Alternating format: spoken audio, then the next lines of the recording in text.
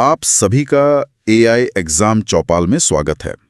आज हम लोग झारखंड में अंग्रेजों के विरुद्ध हुए जनजातीय विद्रोह के कारण तथा उनके परिणाम के ऊपर महत्वपूर्ण एवं विस्तृत चर्चा करने वाले हैं, जो आने वाली जेपीएससी प्रीलिम्स और झारखंड में आयोजित होने वाली सभी प्रतियोगी परीक्षाओं के लिए अत्यंत महत्वपूर्ण है। और इस चर्चा की शुरुआत में ही हमें उस सबसे अहम बिंदु को समझना होगा जो इस पूरे टकराव की जड़ था। मेरा मतलब है, अंग्रेजों के आने से पहले जनजातीय समाज की अपनी एक पूर्ण स्वायत्तता थी। उनकी जो पारंपरिक व्यवस्था थी वो पूरी तरह से जल, जंगल और जमीन की पहचान पर टिकी थी। जी, उनकी अपनी एक इंडिपेंडेंट व्यवस्था थी। बिल्कुल। जब ब्रिटिश औपनिवेशिक नीतियां इस प्राचीन सामाजिक और आर्थिक ढांचे से टकराईं, तो वो केवल कोई राजस्व या जमीन का विवाद नहीं था, वो आदिवासियों की पहचान और उनके अस्तित्व को मटियामेट कर देने वाला एक सीधा हमला था। सही कहा। और मुझे लगता है आज के इस गहन विश्लेषण का हमारा मिशन भी यही है। हमें सिर्फ तारीखें या नाम याद नहीं करने हैं, हमें उस दर्द और उस विद्रोह की पूरी वैचारिक पृष्ठभूमि को समझना है। एकदम सही, क्योंकि जेपीएससी जैसी परीक्षाओं में अब केवल रटे रटाए तथ्य नहीं बल्कि कॉन्सेप्ट आधारित सवाल भी पूछे जाते हैं। तो अगर हम इसके मूल कारणों पर बात करें तो सबसे पहले आर्थिक कारणों को देखना होगा। स्रोत बताते हैं कि जो परमानेंट सेटलमेंट यानी स्थायी बंदोबस्त लागू हुआ, उसने सब कुछ बदल कर रख दिया। देखिए, स्थायी बंदोबस्त का प्रभाव बहुत ही भयानक था। जो आदिवासी समुदाय खूंटकट्टी या भूइहरी व्यवस्था के तहत सदियों से सामूहिक रूप से जमीन के मालिक थे, उन्हें अचानक बताया गया कि अब इस जमीन का मालिकाना हक किसी और का है। मतलब उन्हें उनकी ही पुश्तैनी जमीन से रातों रात बेदखल कर दिया गया। बिल्कुल, जमीन को एक बिकाऊ वस्तु बना दिया गया था।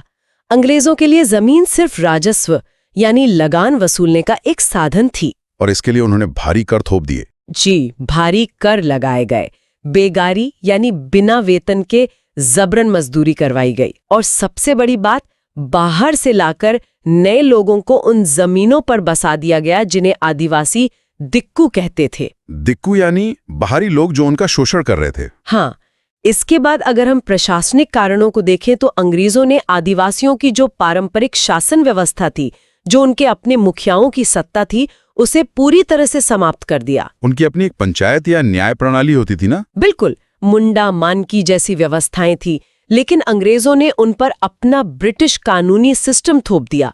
उनके अपने मुखियाओं की जगह पुलिस थानों और दरोगाओं ने ले ली। एक ऐसी जटिल अदालत व्यवस्था जिसकी भाषा और प्रक्रिया दोनों ही आदिवासियों के लिए पूरी तरह से अनजान थी। सही कहा। इससे उनका पूरा न्याय तंत्र ही ढह गया। और सामाजिक कारणों पर गौर करें तो ईसाई मिशनरियों की गतिविधियों और अंग्रेजों के हस्तक्षेप ने उनकी संस्कृति और पारंपरिक रीति रिवाजों को भी नष्ट करना शुरू कर दिया था। और एक बात जो मुझे स्रोतों में बहुत ही हैरान करने वाली लगी, वो है वनों से जुड़े उनके कानून। हाँ, फॉरेस्ट लॉज। ये बहुत ही क्रूर कदम था। मतलब लंदन में बैठे अधिकारी बस नक्शे पर एक लकीर खींचकर तय कर देते थे कि आज से ये जंगल ब्रिटानी ताज की संपत्ति है। उन्होंने झूम खेती पर ही पाबंदी लगा दी। और इसके पीछे की मंशा को समझना बहुत जरूरी है। ये पाबंदी सिर्फ इसलिए नहीं थी कि अंग्रेजों को इमारती लकड़ी चाहिए थी। इसका बड़ा कारण ये था कि जो किसान एक जगह टिक कर नहीं रहता, उससे लगान वसूलना ब्रिटिश अधिकारियों के लिए असंभव था।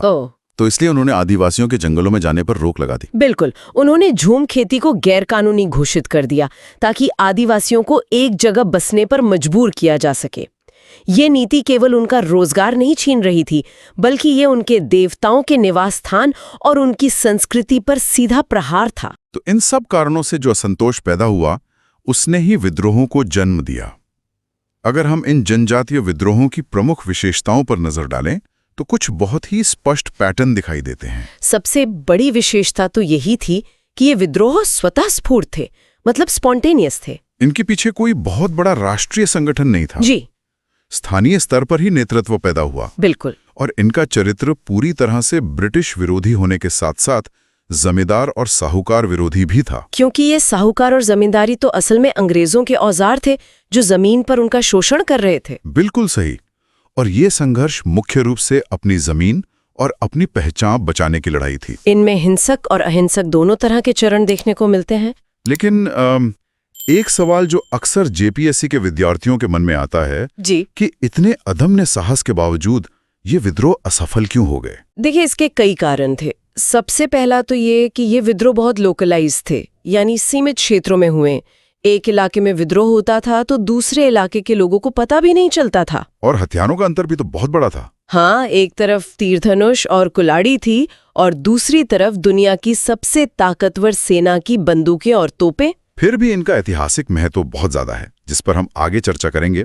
तो चलिए अब कालक्रम के अनुसार यानी क्रोनोलॉजिकल ऑर्डर में इन प्रमुख विद्रोहों को विस्तार से समझते हैं। शुरुआत करते हैं ढाल विद्रोह से। ढाल विद्रोह 1767 से शुरू होकर 1777 तक चला।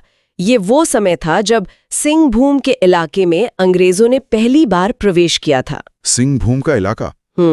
और इसका नेतृत्व राजा जगन्नाथ ढाल ने किया था ना? जी, जगन्नाथ ढाल। जब अंग्रेजों ने उन्हें गद्दी से हटाकर उनके भाई नीमू ढाल को राजा बना दिया तो जगन्नाथ ढाल ने पूरी जनता के साथ मिलकर विद्रोह कर दिया। पूरे 10 सालों तक लगातार संघर्ष चला और इसका परिणाम ये निकला कि इतने लंबे छापामार युद्ध के बाद ब्रितानी हुकूमत को झुकना पड़ा। 1777 में उन्हें अंततः जगन्नाथ ढाल को वापस राजा स्वीकार करना पड़ा। ये तो बहुत बड़ी जीत थी। प्रीलिम्स के नजरिए से याद रखने वाली बात है 1767 से 1777 सिंहभूम क्षेत्र और नेता जगन्नाथ ढाल। इसके बाद जो दूसरा बड़ा नाम आता है वो है चुआड़ विद्रोह। ये 1769 से शुरू होकर 1805 तक जंगल महल के एक बहुत बड़े क्षेत्र में फैला।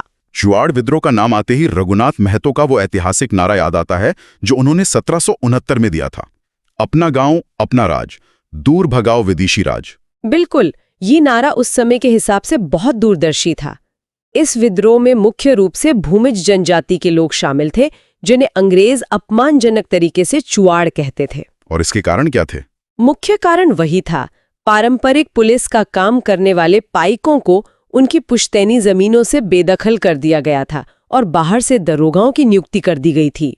तो इसके विरोध में आम जनता, पाइक और कुछ जमींदार भी एक साथ आ गए। सही कहा। कई चरणों में चले इस विद्रोह को कुचलने के लिए अंग्रेजों को बहुत पसीना बहाना पड़ा। अंततः 1805 में जाकर जमींदारी पुलिस व्यवस्था को बहाल करने के बाद ही ये विद्रोह शांत हुआ। चलिए अब पलामू क्षेत्र की ओर चलते हैं जहां चेरो विद्रोह हुआ था। चेरो विद्रोह 1770 से लेकर 1819 तक चला। इसकी पृष्ठभूमि में पलामू की गद्दी का विवाद था। अंग्रेज अपनी पसंद का कठपुतली शासक बैठाना चाहते थे। जी, अंग्रेज गोपाल राय को गद्दी पर बैठाना चाहते थे, जबकि स्थानीय लोग और चेरो सरदार चित्रजीत राय का समर्थन कर रहे थे। तो चित्रजीत राय और उनके दीवान जयनाथ सिंह ने मिलकर विद्रोह का बिगुल फूंक दिया। बिल्कुल, ये विद्रोह कई चरणों में हुआ और बाद के चरणों में भूकन सिंह जैसे नेताओं ने भी इसका नेतृत्व किया। अंततः अंग्रेजों ने पलामू पर सीधा कब्जा कर लिया और 1819 में इसे पूरी तरह कुचल दिया गया। प्रीलिम्स के लिए यही याद रखना जरूरी है, चेरो विद्रोह पलामू में हुआ।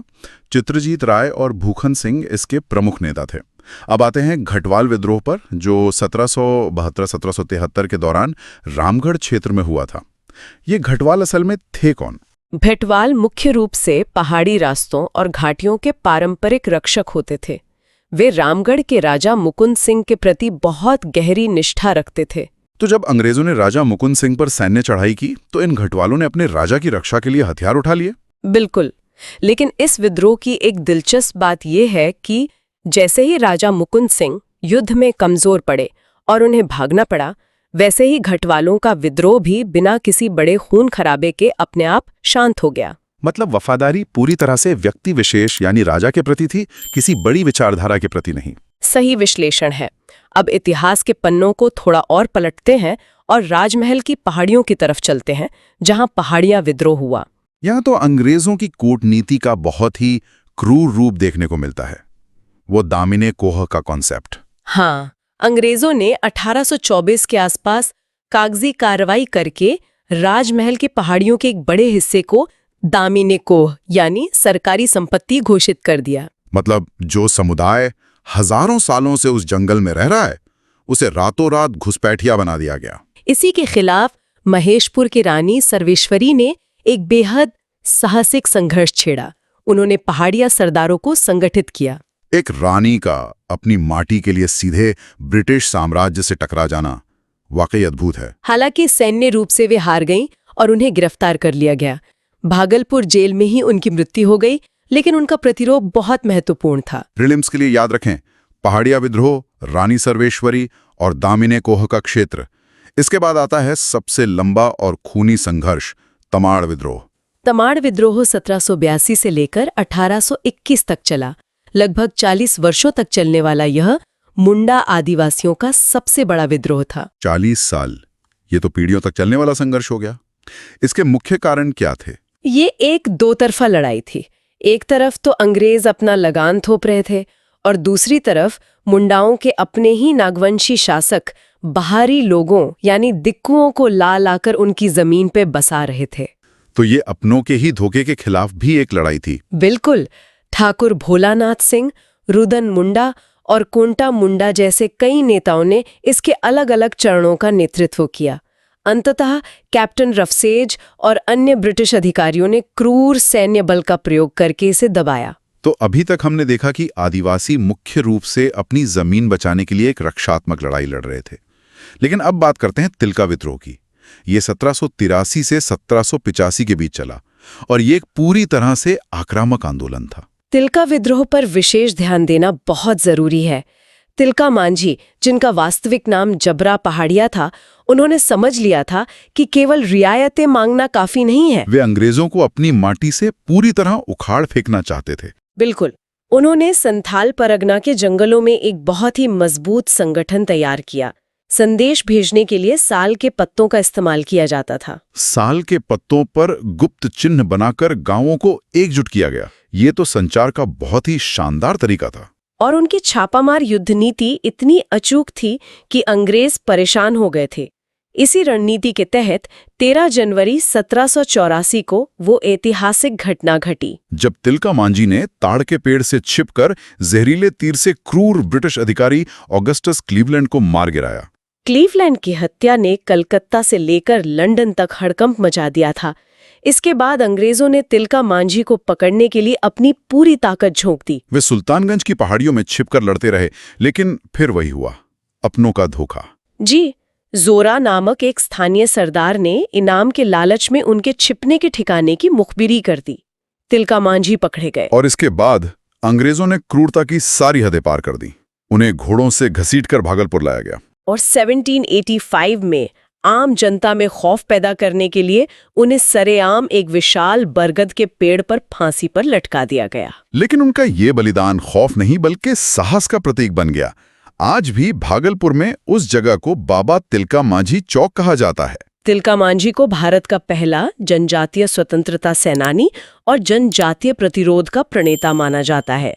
उनका ये स्थान ऐतिहासिक दृष्टि से बहुत ऊंचा है। तो चलिए, चूंकि हमारे कई श्रोता प्रीलिम्स की तैयारी कर रहे हैं, तो एक रैपिड रिवीजन कर लेते हैं। बिल्कुल, ये बहुत जरूरी है। ढाल विद्रोह 1767 से 1777, नेता जगन्नाथ ढाल, क्षेत्र सिंहभूम। चुआड़ विद्रोह 1769 से 1805, प्रमुख नेता रघुनाथ महतो, नारा था अपना गांव अपना राज। चेरो विद्रोह 1770, पलामू में चित्रजीत राय के नेतृत्व में। घटवाल विद्रोह 1772, रामगढ़ में राजा मुकुंद सिंह के समर्थन में। पहाड़िया विद्रोह रानी सर्वेश्वरी का संघर्ष दामिन एक कोह के खिलाफ। तमाड़ विद्रोह सबसे लंबा, मुंडा विद्रोह 1782 से 1821। और सबसे अहम तिलका विद्रोह 1783 से 1785, तिलका मांझी द्वारा क्लीवलैंड की हत्या 1784 और तिलका मांझी को फांसी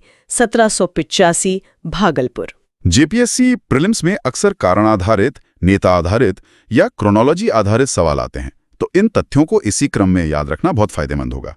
और अंत में इन विद्रोहों के ऐतिहासिक प्रभाव को समझना भी उतना ही महत्वपूर्ण है। क्या ये विद्रोह सच में असफल थे? क्योंकि इतिहास की किताबों में अक्सर इन्हें कुचल दिया गया ऐसा लिखा जाता है। सैन्य रूप से भले ही ये कुचल दिए गए, लेकिन ऐतिहासिक दृष्टिकोण से ये असफल नहीं थे। इन प्रतिरोधों ने ब्रिटिश साम्राज्य को अपनी नीतियां बदलने पर मजबूर कर दिया। जैसे 1800 ईस्वी में जमींदारी पुलिस व्यवस्था की पुनर्स्थापना करनी पड़ी। बिल्कुल, प्रशासन में सुधार करने पड़े, सुरक्षात्मक कानून बनाने पड़े और सबसे बड़ी बात, इन शुरुआती विद्रोहों ने जनजातीय अस्मिता और चेतना की जो आग जलाई, उसी ने आगे चलकर बिरसा मुंडा के उलगुलान और संथाल हूल जैसे विशाल आंदोलनों की मजबूत नींव रखी। यदि आपको ये लेक्चर उपयोगी लगा हो तो AI एग्जाम चौपाल को लाइक अवश्य करें। अपने मित्रों के साथ शेयर करें।